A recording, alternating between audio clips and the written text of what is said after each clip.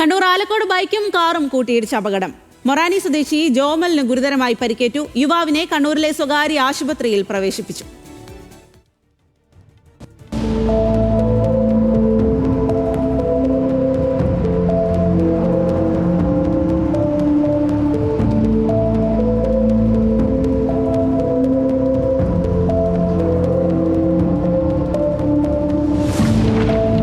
നിഖിൽ അളവൂരാണ് വിവരങ്ങളുമായി ചേരുന്നത്.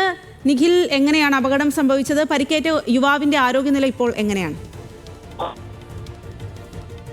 17 ആലക്കോട് അരങ്ങം മഹാദേവ ക്ഷേത്രത്തിന് മുന്നിൽ ഇത്തരത്തിലൊരു അപകടം നടക്കുന്നത്. ക്ഷേത്രത്തിന്റെ ഗ്രൗണ്ടിലേക്ക് കാർ കയറാൻ ശ്രമിക്കുന്നതിനിടെ ബൈക്ക് ഈ കാറിലേക്ക് വന്ന് ഇടിക്കുകയായിരുന്നു. ബൈക്കിന്റെ ഒരു ഭാഗം കാറിന്റെ ഉള്ളിലേക്ക് കയറി പോവുകയും യുവാവ് തെറിച്ച് വീഴുകയും ചെയ്യുന്നത് ആ ദൃശ്യങ്ങളിൽ കാണാം. അവിടെ ഉണ്ടായിരുന്ന നാട്ടുകാർ ചേർന്ന് യുവാവിനെ പെട്ടെന്ന് പുറത്തെടുത്ത് ആലക്കോടുള്ള സഹകരണ ആശുപത്രിയിലും പിന്നീട് കണ്ണൂരിലെ സ്വകാര്യ ആശുപത്രിയിലും എത്തിക്കുകയായിരുന്നു. നിലവിൽ ഗുരുതരാവസ്ഥയിൽ തന്നെ യുവാവ് തുടരുന്നു എന്നാണ് നമുക്ക് മനസ്സിലാക്കാൻ കഴിയുന്നത്. ശരി നിഖിൽ.